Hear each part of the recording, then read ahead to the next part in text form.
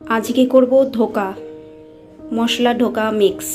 তো আজকে ধোকাটা করব, চলো করে নিই।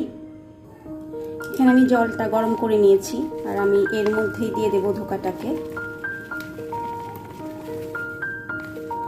এবার আমি যেটা করব, ভালো করে গরম জলে মিশিয়ে নেব।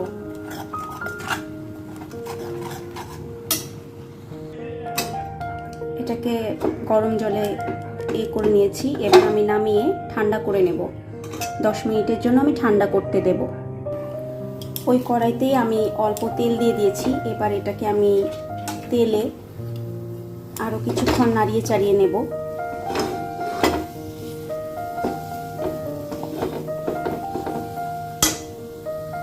এবার আমি এটাকে কেটে নেব।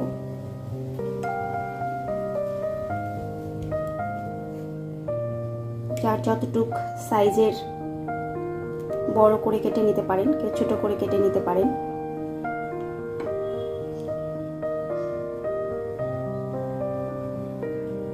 তো এখানে আমি চৌকো চৌকো করে আলু কেটে নিয়েছি, আর নিয়েছি তেজপাতা, এলাচ, দারচিনি, আর কিছুটা লাগবে গোটা জিরে।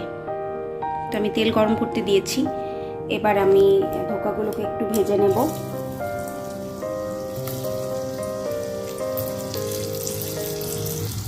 সবকটাকে আমি দেব একটা কাঁচা লঙ্কা, অল্প কিছুটা কাজু। এটাকে আমি স্মুথ একটা পেস্ট করে নেব।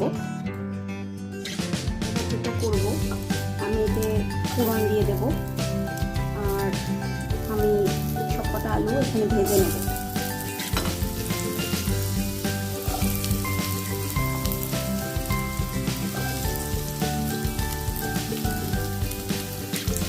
দিয়ে দিচ্ছি হলুদ, নুন।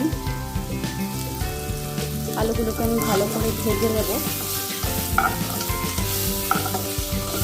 ভাজা ভাজা হয়ে এলে আমি করে রাখা পেস্টটা আমি এতে দিয়ে দেব, দিয়ে ভালো করে কষিয়ে নেব।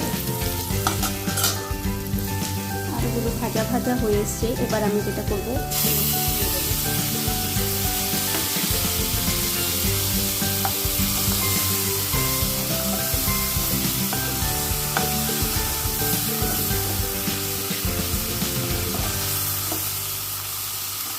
ভালো করে কষিয়ে নেব।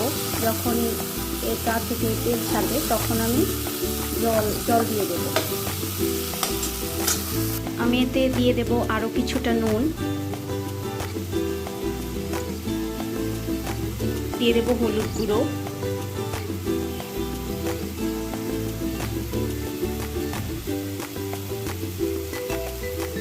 দিয়ে দিচ্ছি সামান্য জিরে গুঁড়ো,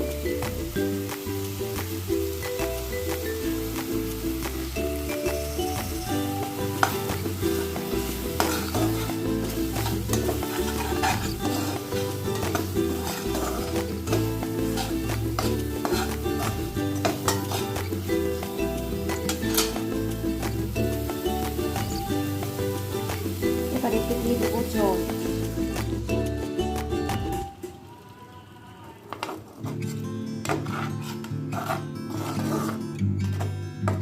আলুটা সেদ্ধ হয়ে গেলে তারপর আমি ধোকাগুলোকে দিয়ে দেব।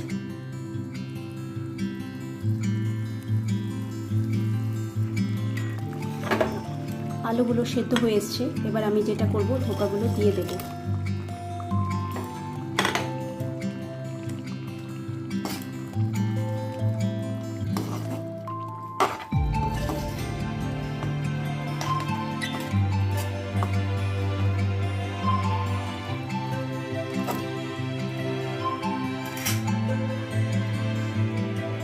এবার আরো কিছুক্ষণ আমি ঢেকে রাখবো।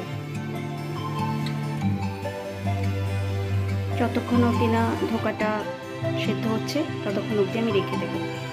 পুরোপুরি রেডি। এবার আমি যেটা করব, উপর থেকে ছড়িয়ে দেবো একটু গরম মশলার গুঁড়ো,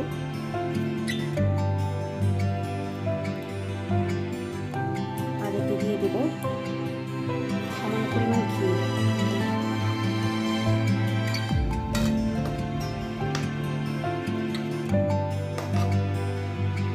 দিয়ে আমি একটু ঢেকে রাখবো। ঢেকে রাখলে ঘিয়ের গন্ধটা চলে যাবে না। ঢেকে রেখে নামিয়ে নিলেই রেডি। আজকে আমার একদম রেডি খাওয়ার জন্য। আপনাদের যদি ভিডিওটি ভালো লেগে থাকে অবশ্যই লাইক, কমেন্টস, সাথে শেয়ার। আর যারা ইউটিউব থেকে দেখবেন অবশ্যই সাবস্ক্রাইব করতে ভুলে যাবেন না। পাশে থাকবেন অবশ্যই। ভিডিওটি দেখার জন্য আপনাদের কাছে রইল অনেক অনেক অনুরোধ। ধন্যবাদ সবাইকে।